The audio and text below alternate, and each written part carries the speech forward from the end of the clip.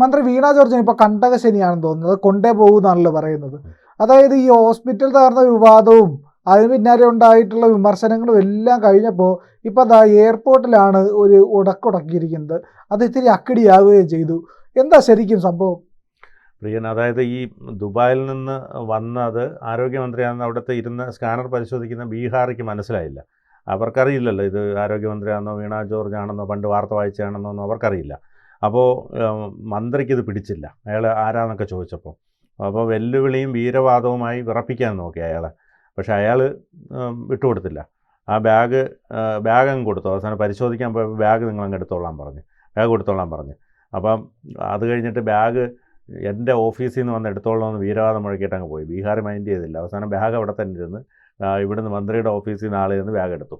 അപ്പോൾ ഈ പറഞ്ഞ പോലെ മുഖ്യമന്ത്രിയുടെ ഈ പ്രേതം പിടികൂടിയിട്ടുണ്ടെന്ന് തോന്നുന്നു വീണ ജോർജിനെ. കാരണം ഈ ധാർഷ്ട്യവും അഹങ്കാരവും ഒക്കെ CPM-ൻ്റെ ആദ്യം വരുമ്പോൾ പാവമായിട്ട് വരുന്നവർ പോലും പിന്നീട് അതിനകത്ത് ചെന്ന് കയറി കഴിയുമ്പം അവരുടെ സ്വതസിദ്ധമായ മാടമ്പിത്തരവും തൻപ്രമാണിത്വവും അതോടൊപ്പം തന്നെ ധാർഷ്ട്യവും അസഹിഷ്ണുതയും എല്ലാം വരുന്നതിൻ്റെ തെളിവുകളാണിതൊക്കെ. അപ്പോൾ ഇത് ഈ പറഞ്ഞതുപോലെ ഇപ്പോൾ ആകപ്പാടെ മൊത്തം ചെല്ലുന്നിടത്തെല്ലാം പ്രശ്നമായിക്കൊണ്ടിരിക്കുകയാണല്ലോ സ്വാഭാവികമായും. അപ്പോൾ അതിൻ്റെ ഒരു കലിപ്പുകളെല്ലാം അവരുടെ മുഖത്തുണ്ട്. മാത്രമല്ല പഴയ ആരോഗ്യമന്ത്രി എല്ലാവരും വാദോരാതെ പുകഴ്ത്തുകയും ചെയ്യുന്നുണ്ട്. അപ്പം ഇവർക്ക് ഒന്നും നടക്കുന്നില്ല. അതായത് കളഞ്ഞിട്ട് പോകാനും വയ്യ, ഇതൊട്ട് കൊണ്ടുപോകാനും പറ്റാത്തൊരവസ്ഥയുണ്ടല്ലോ. ആ രീതിയിലുള്ളൊരവസ്ഥയിലൂടെയാണ് ഇപ്പോൾ വീണ ജോർജ് കടന്നു പോകുന്നത്. തിരുവനന്തപുരത്തെ അദാനി എയർപോർട്ടിലെ ആരോഗ്യമന്ത്രി വീണ ജോർജിൻ്റെ ഷോ കാണിക്കൽ വെറുതെയായി എന്നാണ് ഇപ്പോൾ മനസ്സിലാക്കാൻ കഴിയുന്നത്. ദുബായിൽ നിന്ന് മടങ്ങി വരുമ്പോൾ കഴിഞ്ഞ ആഴ്ചയായിരുന്നു പ്രശ്നങ്ങളുണ്ടായത്. മന്ത്രിയെ സ്കാനർ പരിശോധനയ്ക്ക് വിധേയമാക്കിയിരുന്നു. അതാണ് പ്രശ്നങ്ങൾക്ക് തുടക്കം കുറിച്ചത്. ഇതോടെ മന്ത്രി പ്രകോപിതയാകുകയായിരുന്നു. ഭർത്താവ് ജോർജുമൊത്ത് ദുബായ് സന്ദർശനം കഴിഞ്ഞാണ് മന്ത്രി തിരുവനന്തപുരത്ത് എത്തിയത്. അപ്പോൾ അവിടെ ഇരുന്നത് ബീഹാറിയായ ഉദ്യോഗസ്ഥയായിരുന്നു. ഇവർക്ക് മന്ത്രിയെ മനസ്സിലായില്ല. അങ്ങനെയാണ് സ്കാൻ പരിശോധനയ്ക്ക് നിർദ്ദേശിച്ചത്. ഇതോടെ മന്ത്രി ക്ഷുഭിതയായി. പിന്നെ പല വീരവാദവും നടത്തി. ഇതുപോലൊക്കെ ക്ഷുഭിതയായ ഒരാളുണ്ടായിരുന്നു, മേഴ്സിക്കുട്ടിയമ്മ. ഇപ്പോൾ വീട്ടിലിരിപ്പുണ്ട്. അപ്പോൾ അങ്ങനെ ക്ഷുഭിതയായി കഴിഞ്ഞാൽ കുറച്ച് ഈ അധികാരം ഇരിക്കുമ്പോഴത്തേക്ക് ആൾക്കാർ മൈൻഡ് ചെയ്യും. പിന്നെ ജനങ്ങളുടെ അടുത്ത് നിന്ന് വോട്ട് ചോദിക്കുമ്പോൾ വോട്ട് കിട്ടത്തില്ല. അവസാനം തോറ്റ് തുന്നം പാടി വീട്ടിലിരിക്കും. പിന്നെ ആരും മൈൻഡ് പോലും ചെയ്യത്തില്ല. അപ്പോൾ ഇതിനൊപ്പം ജീവനക്കാർക്കെതിരെ പരാതി നൽകി. പക്ഷേ തെളിവുകളെല്ലാം വീണയുടെ പരാതിയെ പൊളിക്കുന്നതായിരുന്നു. അതുകൊണ്ട് തന്നെ ഒന്നും സംഭവിച്ചില്ല. ഈ സംഭവത്തിൻ്റെ CCTVയും കസ്റ്റംസുകാർ ശേഖരിച്ച് വെച്ചിട്ടുണ്ട്. ഭാവിയിൽ മന്ത്രി എന്തെങ്കിലും വിവാദമുണ്ടാക്കാൻ എത്തിയാൽ തെളിവ് അനിവാര്യമായതുകൊണ്ടാണ് അത് കസ്റ്റംസുകാരോട് പിണങ്ങി ഹാൻഡ് ബാഗ് ഉപേക്ഷിച്ചായിരുന്നു മന്ത്രി വിമാനത്താവളം വിട്ടത്. നിങ്ങൾ ഈ ബാഗ് എൻ്റെ ഓഫീസിൽ കൊണ്ടുതരും, അങ്ങനെയാണ് പറഞ്ഞത് എന്നായിരുന്നു വെല്ലുവിളി. എന്നാൽ ആരും ബാഗ് കൊണ്ടു കൊടുത്തില്ല. ബാഗ് അവിടെ തന്നെ ഇരുന്നു. അവസാനം മന്ത്രിയുടെ ഓഫീസിൽ നിന്ന് ആളെത്തി ആ ബാഗ് കൊണ്ടുപോവുകയും ചെയ്തു. ദുബായിൽ മന്ത്രി നടത്തിയത് സ്വകാര്യ യാത്രയായിരുന്നു. ഓർത്തഡോക്സ് സഭയുടെ സെക്രട്ടറി ആയിരുന്ന ഭർത്താവ് ജോർജുമൊത്തായിരുന്നു യാത്ര. ചില സ്വകാര്യ ആവശ്യങ്ങൾ കൂടിയായിരുന്നു ഈ യാത്ര. ഇത് കഴിഞ്ഞ് മടങ്ങിയെത്തിയ മന്ത്രിയെ ബീഹാറിയായ ഉദ്യോഗസ്ഥർ തിരിച്ചറിയാത്തതാണ് ഇത്രയും വലിയ പുലിവാളിൽ പിടിച്ചത്. സാധാരണ യാത്രക്കാരെ പോലെ പരിശോധന നടത്തി. ഇതാണ് മന്ത്രിയെ പ്രകോപിപ്പിച്ചത്. പിന്നീട് മന്ത്രി പൊട്ടിത്തെറിച്ചു. ഈ അവസരത്തിലൊക്കെയാണ് നമ്മൾ ഉമ്മൻചാണ്ടിയൊക്കെ ഓർക്കുന്നത്. കാരണം അദ്ദേഹം സാധാരണക്കാരനെ പോലെ ഇത്തരം സന്ദർഭങ്ങളിലൊക്കെ പോകാറുണ്ട്. അതോടൊപ്പം തന്നെ ട്രെയിനിലൊക്കെ അദ്ദേഹം AC-യിൽ പോലും യാത്ര ചെയ്യില്ല, സ്ലീപ്പർ ടിക്കറ്റിലൊക്കെ ആയിരുന്നു യാത്ര ചെയ്യുന്നത്. അപ്പോൾ ഈ ഉദ്യോഗസ്ഥരെ പാഠം പഠിപ്പിക്കുമെന്നൊക്കെയാണ് മന്ത്രി പറഞ്ഞത്. എന്തായാലും പഠിപ്പിക്കാൻ പറ്റിയില്ല, അവരോട്ട് മൈൻഡ് ചെയ്തതുമില്ല. കാര്യങ്ങൾ ബഹളത്തിലേക്ക് പോയപ്പോൾ മറ്റു ചിലരും വന്നു. അവരുടെ സാന്നിധ്യത്തിലും വെല്ലുവിളി തുടർന്നു. ഇതോടെ ഹാൻഡ് ബാഗും പരിശോധിക്കാൻ ഉദ്യോഗസ്ഥൻ തീരുമാനിച്ചു. അവർ വിട്ടുകൊടുത്തില്ല ഒട്ടും. ആ ഹാൻഡ് ബാഗിൽ നിയമവിരുദ്ധമായി ഒന്നും ഉണ്ടായിരുന്നില്ല. പരിശോധന നടത്തിയതോടെ വീണ കൂടുതൽ പ്രകോപിതയായി. ഇനി ബാഗ് കൊണ്ടുപോകുന്നില്ലെന്ന് പറഞ്ഞു. ഇതിനിടെ എത്തിയ ഒരു ജീവനക്കാരന് മന്ത്രിയെ തിരിച്ചറിയാനായി. പ്രശ്നം ശാന്തമാക്കാനും ശ്രമിച്ചു, പക്ഷേ ഫലം കണ്ടില്ല.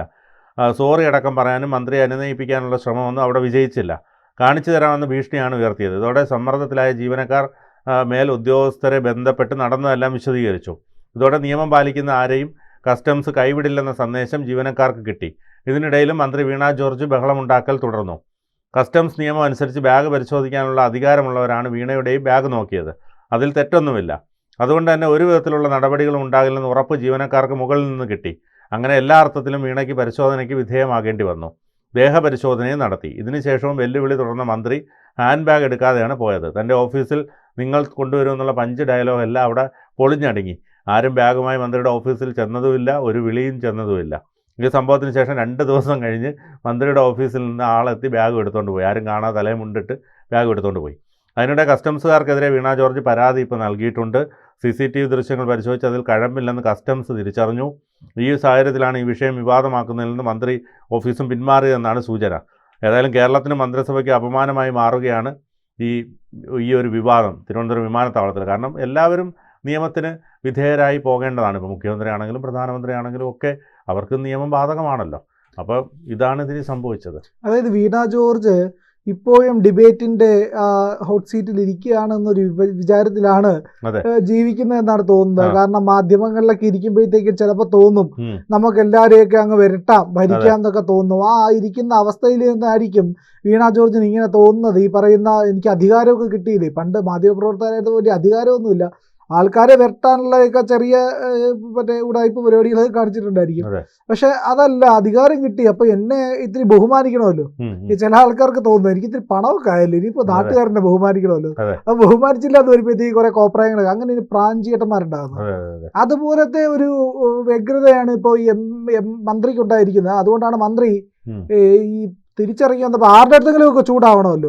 അങ്ങനെ വന്നിട്ടാണ് ഈ ഇപ്പൊ ബാഗ് പരിശോധിച്ചില്ല, ഈ ബാഗ് പരിശോധിച്ചിട്ടൊന്നുമില്ലല്ലോ, ആവുന്നില്ല എന്ന് ഞങ്ങൾ പറഞ്ഞു. ഓക്കെ, അത്രേ ഉള്ളൂ, അവിടെ തീർന്നതന്നെ കാര്യം. പക്ഷേ ഇതല്ല, എൻ്റെ ബാഗ് പരിശോധിക്കും. ഒരു വിഖ്യാതനായ ഒരു എഴുത്തുകാരനൊരു വായനശാല, ഒരു വലിയ വായനശാല സർക്കാരിൻ്റെ ഒരു ലൈബ്രറിയിൽ ചെന്നപ്പോഴത്തേക്കും അവിടുത്തെ ലൈബ്രറിയിൽ സ്വാഭാവികമായിട്ട് അവിടുത്തെ ഉദ്യോഗസ്ഥർ, സെക്യൂരിറ്റി ഉദ്യോഗസ്ഥർ ഒരു ID കാർഡ് ചോദിക്കും. കാരണം മെമ്പർഷിപ്പ് ഉള്ളവർക്ക് ലൈബ്രറിയിൽ പ്രവേശിക്കാൻ കഴിയുള്ളൂ. അപ്പോൾ ഇയാൾ ചൂടായി, ഇയാളൊരു എൻ്റെ മെമ്പർഷിപ്പ് ചോദിക്കും. അപ്പോൾ ലൈബ്രറി ഇറങ്ങി വന്നു. എന്നിട്ട് ചോദിച്ചു എന്താ സംഭവം, പറഞ്ഞു ഇയാൾക്ക് എന്നെ അറിയില്ല. അപ്പോൾ ഈ ലൈബ്രറിയിൽ ചോദിച്ചു നിങ്ങൾക്ക് അയാളെ അറിയാവോ എന്ന് ചോദിച്ചു. പറഞ്ഞില്ല. അതുപോലെ തന്നെ അയാൾക്ക് നിങ്ങളെ അറിയില്ല. അപ്പോൾ എല്ലാവർക്കും എല്ലാവരെയും അറിയണമെന്നൊന്നുമില്ല. ഈ രാജ്യത്തുള്ള കേരളത്തിലെ ഇങ്ങറ്റത്ത് കിടക്കുന്ന ഒരു സംസ്ഥാനത്തിൻ്റെ മുഖ്യമന്ത്രിയായിരുന്ന ബീഹാറിലിരിക്കുന്ന ഒരു പാവപ്പെട്ട തൊഴിലാളിക്ക് അറിയണമെന്നില്ല.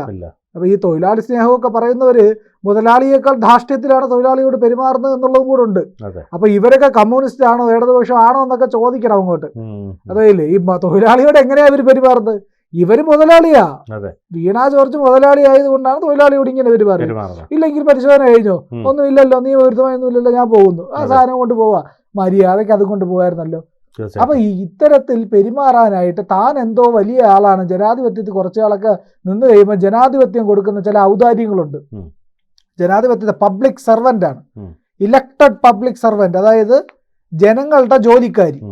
അപ്പൊ ജനങ്ങളുടെ വേലക്കാരിയും ജോലിക്കാരും ഒക്കെ ആയിരിക്കുന്ന ആൾക്കാർ ജനങ്ങളോട് ബാധ്യസ്ഥത ഉള്ളവരായിരിക്കും, ഉത്തരവാദിത്തം ഉള്ളവരായിരിക്കും. അവരെ അനുസരിക്കാനും ബഹുമാനിക്കാനും പഠിക്കണം. പൊതു സംവിധാനത്തെ ബഹുമാനിക്കാൻ പഠിക്കണം. അപ്പോൾ അത് ബഹുമാനിക്കാൻ പഠിച്ചില്ലെങ്കിൽ ഇതുപോലെ അപഹാസ്യരായിട്ട് മാറും. ഇവിടെ വീണ ജോർജിന് സംഭവിച്ചിരിക്കുന്നത് പൊതുജനങ്ങളുടെ വേലക്കാരാണ് ഈ പറയുന്ന മുഴുവൻ ജനപ്രതിനിധികളും സർക്കാർ ഉദ്യോഗസ്ഥരും അത് തന്നെയാണ്. അപ്പോൾ പൊതുജനങ്ങളെ ബഹുമാനിക്കാൻ പഠിക്കണം, പൊതുജനങ്ങളെ തിരിച്ചും ബഹുമാനിക്കണം. അതങ്ങനെയാണ്, നമ്മളങ്ങനെയാണല്ലോ. നമ്മൾ ഏതെങ്കിലും ഒരു മന്ത്രിയെ വഴി പറഞ്ഞാൽ നിന്റെ വണ്ടി ഇറങ്ങട്ടെ ഞാൻ കയറി പോട്ടെ എന്ന് പറയാറില്ലല്ലോ. അവരെ ബഹുമാനിച്ച് തന്നെയാണ് എല്ലാ പൊതുജനങ്ങളും നിൽക്കുന്നത്. അത് എല്ലാ കാലത്തും ബഹുമാനിക്കും, ഒരിക്കലും ബഹുമാനിക്കാതിരുന്നിട്ട്. പക്ഷേ ഈ പറയുന്ന പൊതുപ്രവർത്തകരും രാഷ്ട്രീയക്കാരും മന്ത്രിമാരും ഉദ്യോഗസ്ഥരും ഒക്കെ പൊതുജനങ്ങളെ ബഹുമാനിക്കുന്നത് അപൂർവമായിട്ടുള്ള ഒരു കാഴ്ചയാണ്. അതിൻ്റെ പരിപാടിയാണ് ഇവിടെ നടന്നത്. അത് എയർപോർട്ടിലെ ഹിന്ദിക്കാരടുത്ത് നടത്താൻ പോയി അവർ വേഷ കൊടുത്ത് വിട്ടു എന്നുള്ളത് ഇതിൽ നിന്ന് മനസ്സിലായിട്ടുണ്ട്. ഇനി കുറച്ചാൾ പത്തിയൊക്കെ മടക്കി ഈ പറയുന്ന മെഡിക്കൽ കോളേജ് എടുത്ത് വേണം അതിൻ്റെ ക്രെഡിറ്റൊക്കെ എടുത്ത് വെച്ച് അങ്ങനെ ഇരിക്കുക എന്നുള്ളതാണ് ഏറ്റവും നല്ല കാര്യം.